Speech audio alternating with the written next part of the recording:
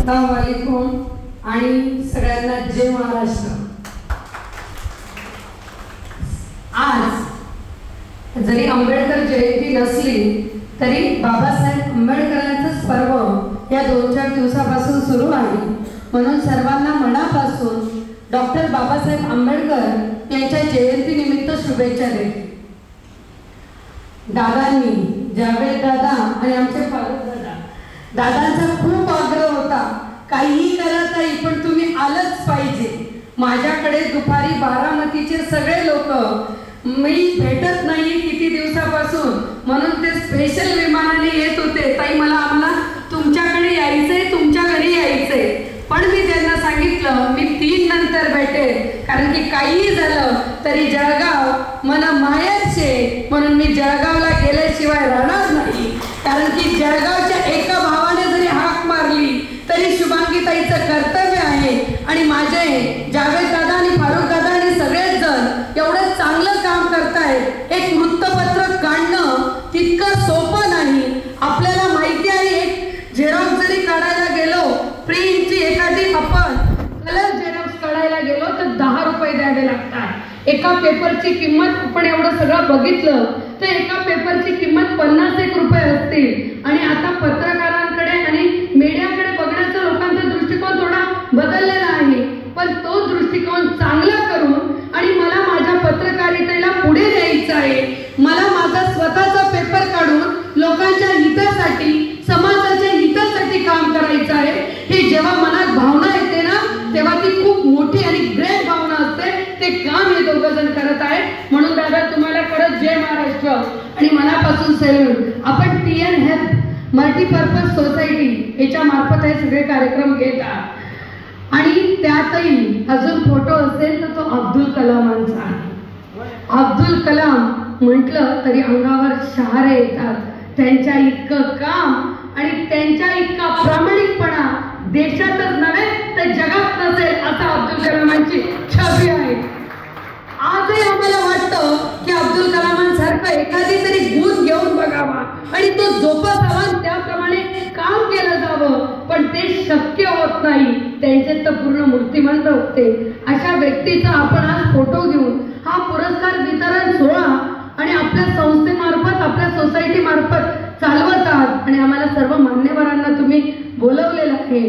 मी तर तुम्हाला पवार साहेबांचं आणि माझं नेहमी बोलणं चालूच असतं, ते प्रत्येक ठिकाणी छोटा जरी कार्यक्रम असला ना, अधिकारी वर्ग फार वेगळ्या आवेशभावात असतो, पण जळगाव मधले अधिकारी नेहमी सामान्य शिक्षक जरी असला ना, शिक्षक सामान्य नाही साहेब, शिक्षक हा फार मोठा आहे, पण तुम्ही ती भावना निर्माण करून तुम्ही प्रत्येक छोट्या छोट्या कार्यक्रमाला येतात आणि प्रत्येक अधिकारी वर्ग माझ्या जळगाव जिल्ह्यात विशेष असं काहीतरी आहे म्हणून तुमची खुर्ची सोडून तुम्ही कार्यक्रमाला येत असतात। तसे पवार सर, शेख सरांनी तर दादांनी सांगितलं असेल शुभांगीताई येत आहेत, मला लगेच फोन दिसला, म्हटलं शेख सर नक्कीच मोदी असतीलच आणि शुभांगीताईची मनापासून वाट बघत असतील, कारण की आपलं नातं फक्त अधिकारींपुरते तुमचं आणि माझं सगळ्यांचं नातं नाही, तर तुमचं आणि माझं नातं हे भावा बहिणींचं तसं घट्ट नातं तुमच्याशी माझं निर्माण झालेलं आहे। असे शेख सर, आम्ही जातीपातीच्या पलीकडे जाऊन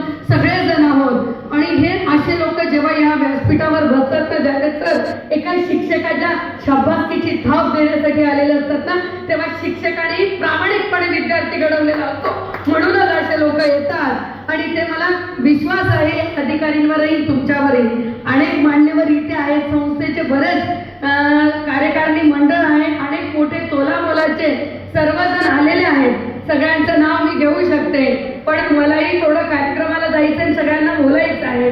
सर्व व्यासपीठावर बसलेले माझे सर्व आधारस्तंभ, माझे मार्गदर्शक गुरुजनच आहात तुम्ही, कारण की जळगाव जिल्ह्यात आल्यानंतर, कारण की मी जळगाव जिल्ह्याची लेक आहे म्हणून एवढं जिल्ह्याचं कौतुक करत आहे। म्हणे गाव आलं माहेर आलं, गावापेक्षा माहेर जास्त मोठं वाटतं मुलीला। माहेरचे लोक म्हटले की मुलीला फार आनंद होतो आणि म्हणून या जळगाव जिल्ह्याचं माझं नातं हे माहेरचं नातं आहे। या तसंच कार्यक्रमाचे पुरस्कारार्थी आणि सर्वच माझ्यासमोर बसलेले या संस्थेवर, या सोसायटीवर प्रेम करणारे सर्व तोलामोलाचे बसलेले सर्व माझे दादा आणि ताई, तुम्हाला सर्वांना जय महाराष्ट्र. वकील साहेब बसलेलेच आहेत. आमच्या संघटनेचे जिल्ह्याचे कार्याध्यक्ष साळुंखे सर पण माझ्या बरोबर आलेले आहेत. आणि संघटनेच्या मार्फत अनेक जळगाव जिल्ह्यात कार्यक्रम आम्ही घेत असतो. पण यांच्यासारखे व्यक्ती जेव्हा कार्यक्रम घेतात तेव्हा त्यांना शाबासकीची गरज आहे.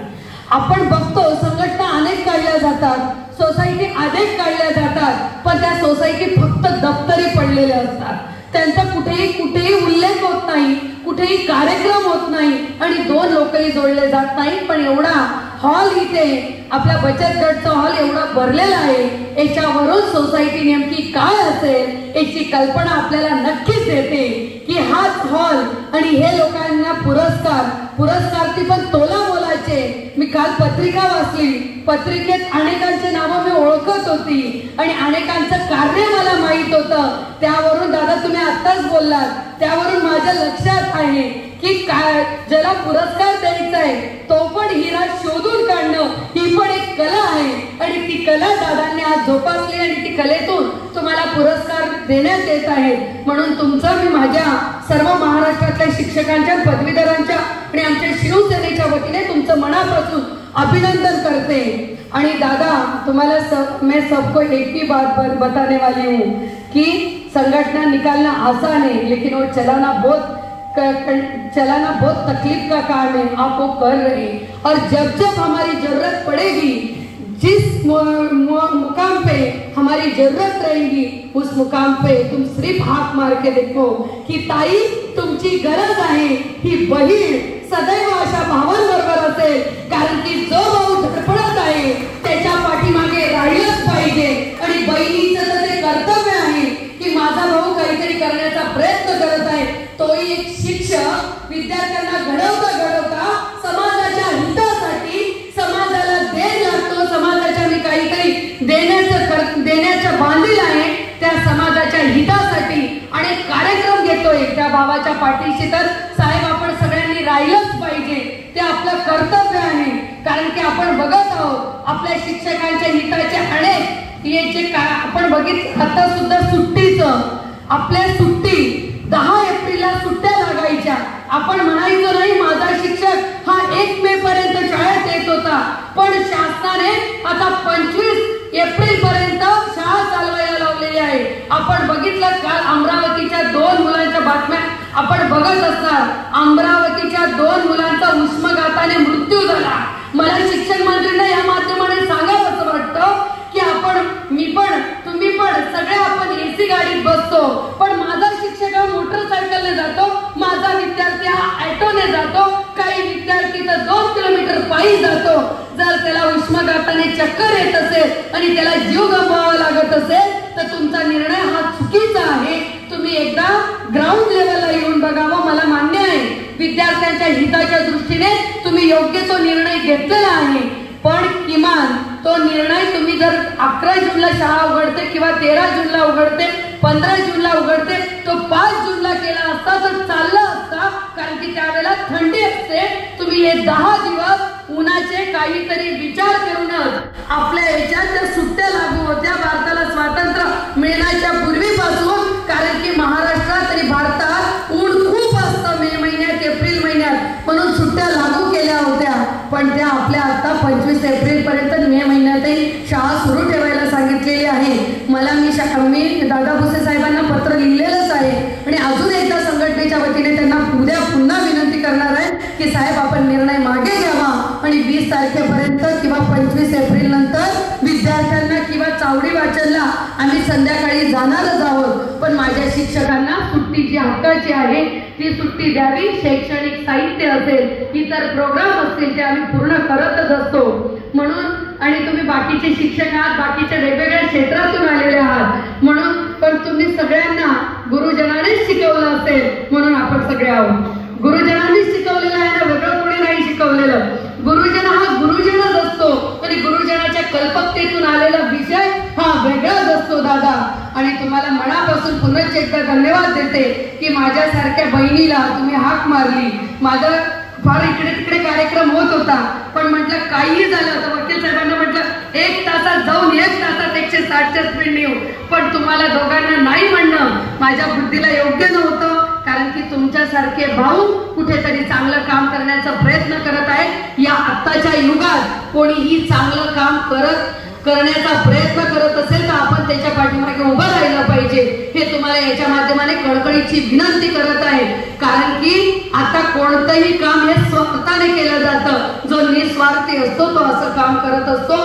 म्हणून पुनश्च एकदा विनंती करते की यांच्या मागे आपण तुम्ही सगळेजण मान्यवर स्टेजवर बसलेले सगळ्यांनी या भावाच्या पाठीमागे उभे राहा आणि अशा सोसायटीला बळ द्या, एवढंच म्हणते। आणि मी तर अनेक दिवसापासून शिक्षकांसाठी अहोरात्रपणे पदवीधरांसाठी दिवस रात्र करून काम करत आहे, त्याचा मोबदला मला पदवीधर मतदारसंघात मिळालेला आहे, भविष्यातही मिळणार आहे। म्हणून दादा पुन्हा एकदा सांगते, या बहिणीची जेव्हा गरज असेल त्यावेळेला शुभांगीताई बेरात्री रात्री कधी तुमच्यासाठी हजर असेल, एवढंच म्हणते, थांबते। जय हिंद, जय महाराष्ट्र। आणि आई भगवतीच्या चरणी पुन्हा एकदा प्रार्थना करते की ज्या ज्या वेळेस जन्माला घालशील त्या त्या वेळेला अल्लाह ताआला म्हणते, त्या त्या वेळेला खानदेशाची लेक म्हणून पण जळगाव जिल्ह्याची लेक म्हणून जन्माला येऊ द्या, एवढंच म्हणते, थांबते। जय हिंद, जय महाराष्ट्र।